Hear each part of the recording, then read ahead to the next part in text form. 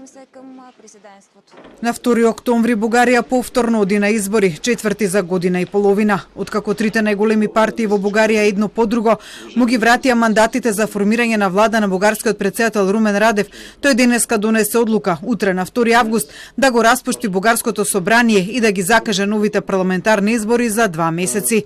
Истовремено Радев назначи преодна влада која треба да ги организира изборите, а на чие чело го постави Галеб Донев, 55 годишен економист, кој во својата професионална биографија запишал дека бил заменик министер за труд и социјална политика од 2014 до 2016 година, а бил дел и од двете преодни влади кои ги назначи Радев од мај до декември минатата година.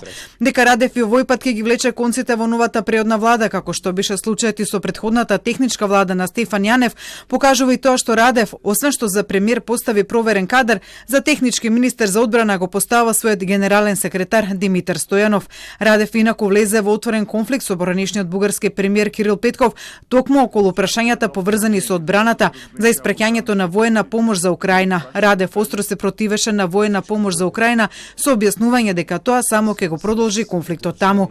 На чело на бугарската дипломатија до формирањето на новата влада пак ќе застане 65 годишниот Николај Милков, кој 25 години работи во бугарското МНР, во кој период ја извршувал и функцијата заменик министер за надворешни работи, задолжен за европските земји и за југоисточна Европа. Инаку Бугарија од минатиот април е во политичка криза поради неможноста на партиите или да формираат влада или да ја задржат подолго на власт формираната владина коалиција.